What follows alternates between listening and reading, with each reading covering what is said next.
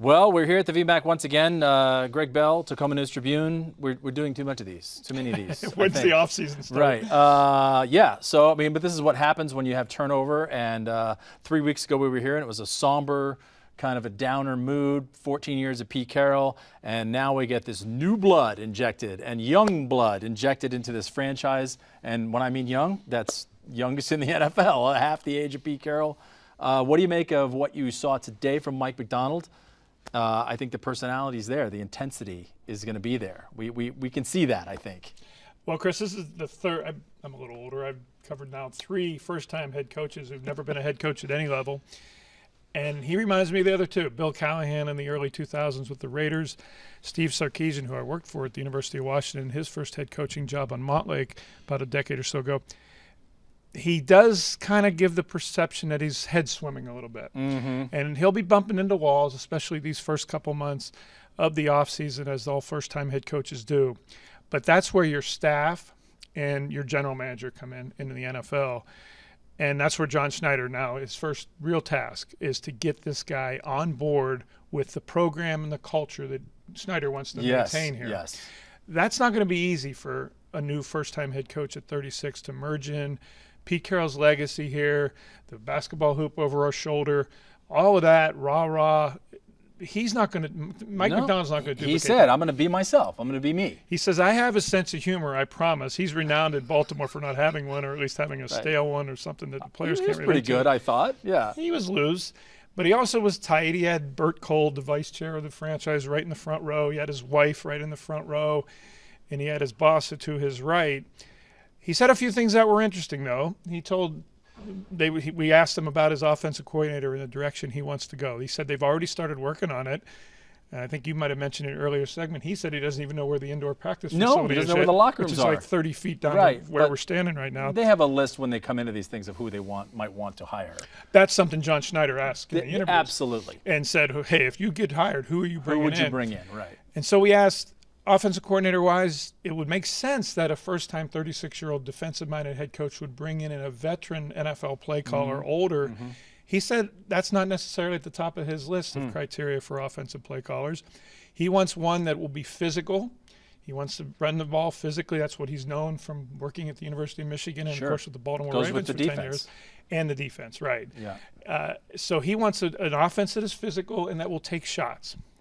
About Geno Smith. He said, well, I think he's at the Pro Bowl right now, if I'm not mistaken. I think he seemed to indicate that Geno's – I mean, they have a decision to make here with the contract. Oh, he's staying. They don't have they have no other option. Oh, right. I mean, Drew Lock is a guy that could sign. But he's headed for free agency. And he's going to get a raise. He's going to get some interest somewhere. Much more interest than last year. So, okay, so Geno's here.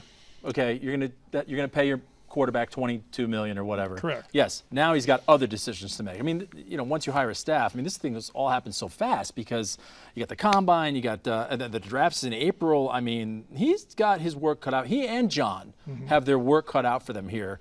All this coach has known is success. His entire career, success.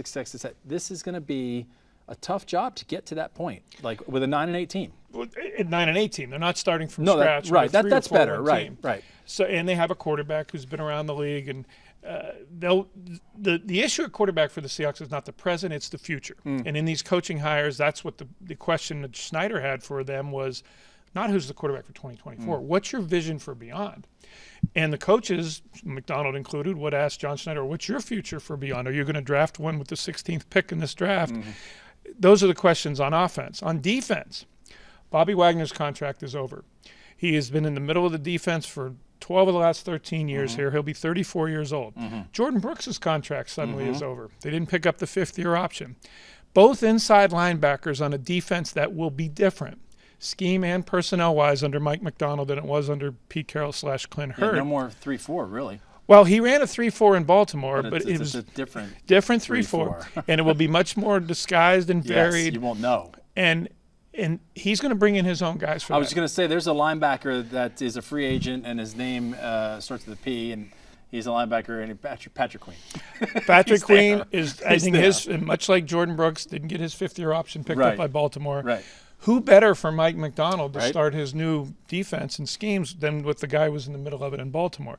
But Seattle is already $5 million over the salary cap. with still 7 players to sign to get to 53 for this year. So they've got to cut players before they add players. That's just one of many issues they have on defense. All that. I mean, Jamal, the whole thing. What do you do with Jamal Adams? What do you do with Quandre Diggs and his contract? Right. So they are issues for Macdonald and Snyder here right away facing him. But the number one is that offensive coordinator. Yeah. Well, I mean, we could go on and on. I mean, for all the things they got to do, but we do need to take a break here and get a little downtime, right? Before, are you going to the combine in Indy? Yes. Are you gonna show the fans these notes? We got to show. Are you gonna take notes at the combine? Of course. Are you going to I don't Indy? just do it off the top of my head. Look at these tiny little notes. I don't know how he reads them, but he spits them out great. The News Tribune should appreciate the paper cost. Absolutely, this is for they like should. the entire season. And all the work you do.